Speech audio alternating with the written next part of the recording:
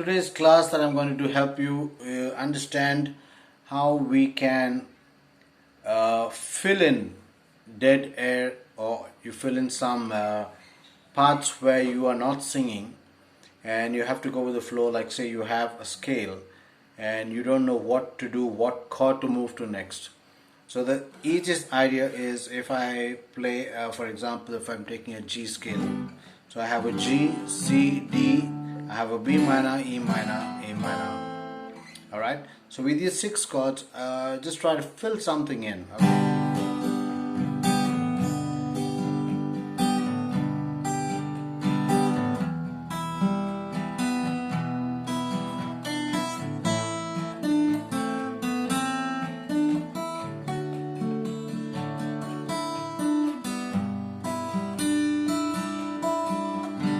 So what I'm doing is I'm not even playing a song. Okay, I'm just making it up as I'm going along. So I know in my head I've got a G, I know I got to play a C, and I got to play a D. I know I have a B minor, E minor, and an A minor. So in my mind what I'm going to do is play a G. Okay, like 4 counts. 1, 2, 3, 4 and E minor. 3, 4 and a C. And a A minor. And then a D, and then a B minor, and then a C, back to D. Okay, so this is generally how I would do it. Alright, you can do different variations. So I play 1 major, 1 minor, 1 major, 1 minor. So I play a G and then go to an E minor. Okay, why am I taking E minor? Because it's the closest. Okay, then I play a C. I play an A minor, which is the closest to C minor, C. And then I play a D because it's a major, and then go to a B minor. And now because it's on a minor scale, what I'm doing is I'm taking it back onto a major chord, okay, which is a C major, and then go to the D or the D7th of that scale and come back to the root scale, the root note, which is G. Alright. So if you are still confused on how to switch that, this is another simple way that you can just hold it. Like for example, if I'm playing a hymn like Showers of Blessing, just the chorus will be showers of blessing. Okay, showers of blessing, showers of blessing we need. Mercy drops round us are falling, but for the showers we plead. So after I sing that, then there is a gap before I start the verse. Alright, so in that gap you can do this. Play a G chord.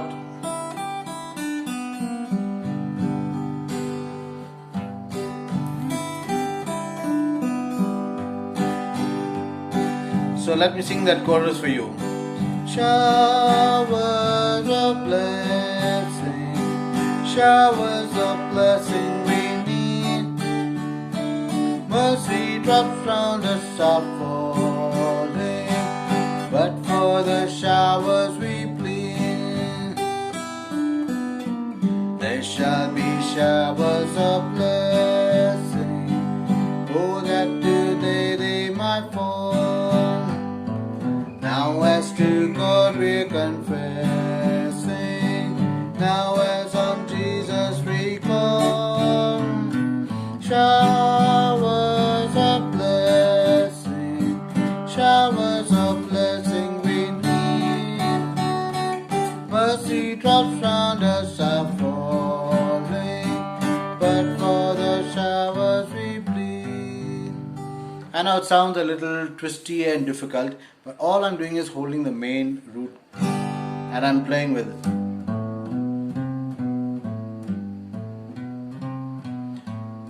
So I'm holding the G chord and I'm using the 6th string, and then I'm playing an open 5th string and open and put the finger back and on the 3rd fret.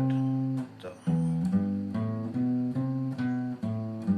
that's all I'm doing. So I'm G, that is on the 3rd fret, 6th string, open 5th string, then 5th string 2nd fret, 5th string 3rd fret, and then go back. second fret, open, and back to third fret on the sixth string, and then I have to strum. Okay, and then you go to a C. Again, I do the same thing. The same thing that I did here, I do it here. And when I go to a D, all I do is put my pinky, take it out, and lift up the middle finger. So I get one note, that is one chord, a 2, 3, 4. So if I'm playing a C,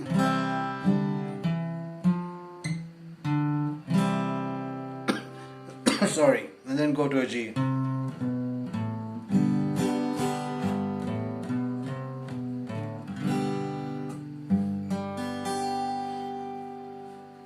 So that is one part.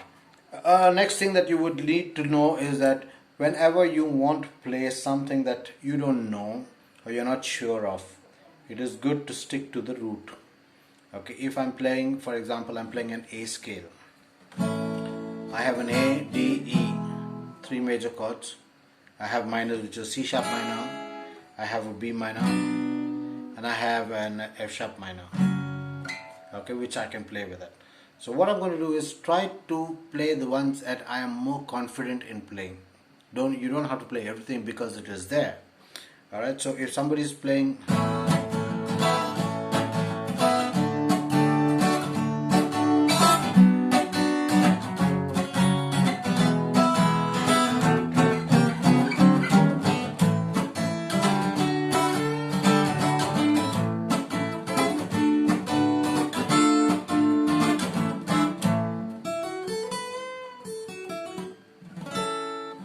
Alright, so it's a simple way to play. All you need to know is the major chords that you're going to play for that. Now generally there is a 7th, which is an A major, then you have a D major, and you have an E, which is an E7. But I play an E. You can also play something like adding or removing some fingers. Like if I'm playing an A, I take out the bottom one, that's the ring finger. I play only with the pointer, that is the 4th and the 3rd string. That's my A. Okay. If I'm playing the D, sometimes I take out the middle finger, and it sounds like a suspended sound.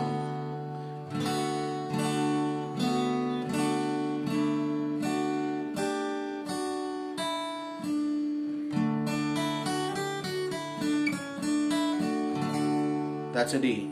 So I'm playing only the strings that are there. Like I said, always remember, you can play with 2 frets after and 2 frets before the chord that you are holding. And that's what makes it sound beautiful. So if I'm holding just a D, and if you just play like this, you are going to get bored playing it yourself. But if you play it like this,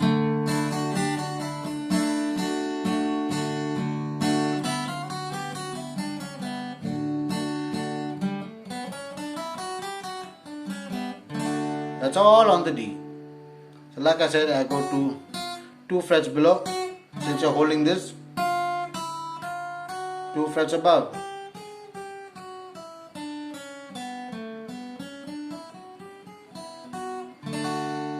Okay. So coming back to that again, if I'm playing an A, you can play a slow or pick.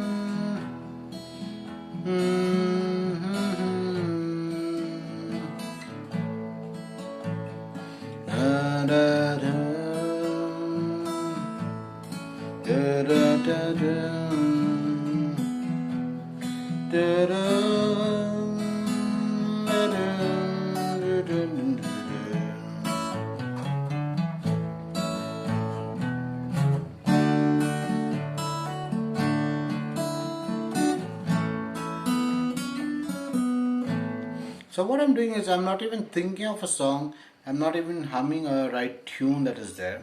I'm making it up as I'm going along the way. Alright, so with so much confidence that I try to do it is because I know that if I'm going to play an A, the next chord I would like to play is an E, and then the next chord I would like to play is a D.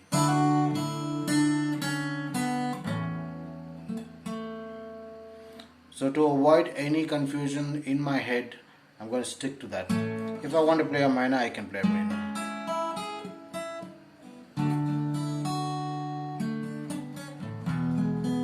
So if you're playing a minor, any minors that you take, you can take, don't go back to the A. Like for example, if I'm playing an A here starting, and I then go to an F sharp minor, and then I go to a B minor,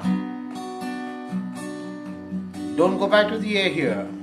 You can either go to a D or you can go to an E and then come to an. So go to the others, that is the major, second major, the seventh, and then come back to the root. Okay, if you come back to the root, it means you're ending that phrase.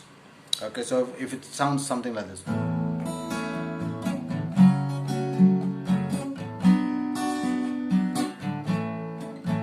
it's coming back. But if I change it, the same chords, and play an E7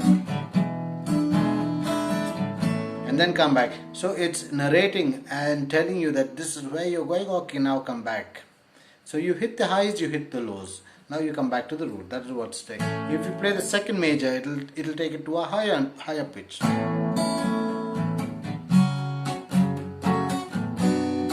Now a D, second major. You go to an E7 and then come back to the root. So this will apply for any scale that you are playing.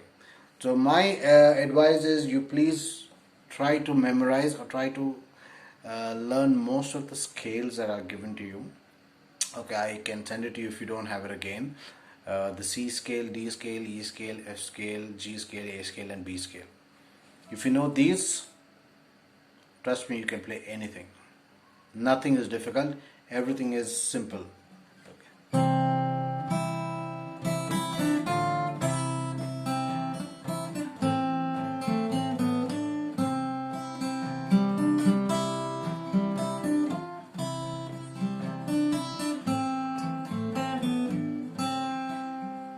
You need to know the basics. So you can play anything. If you master that, you can try to figure it out. You don't need to be 100% sure, because there are times that you cannot, because one is your intonation of the guitar will be different, your tuning may be different, the scale that you're playing may be different, each one's vocal range is different. So apart from that, you can just practice the same simple exercise, which is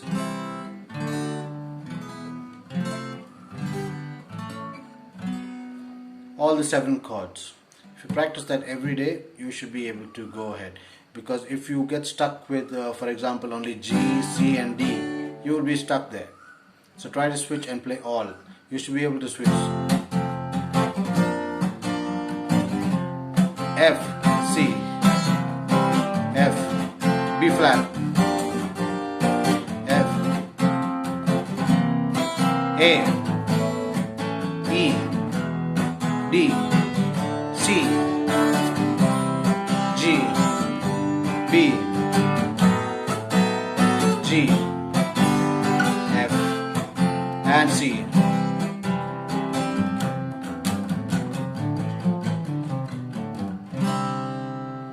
Okay, so here's another simple trick that I can give you. When you're playing a C chord, this is how we play a C chord, using all your fingers. Just hold the first and the third, the ring finger. Or you can, this is also a beautiful suspended C.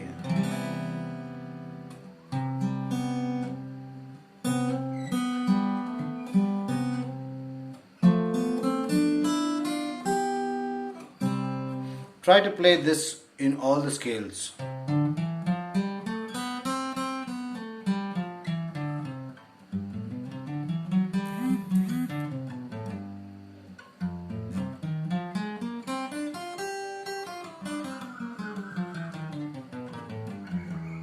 Finger exercises. Practice this every day.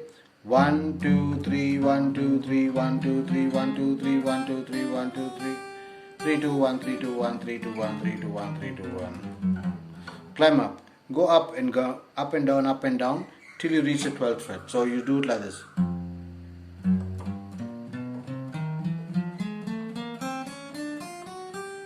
Then you switch, go down.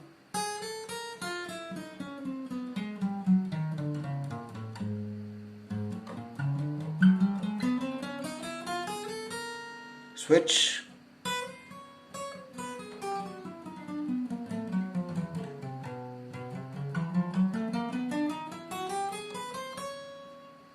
Switch.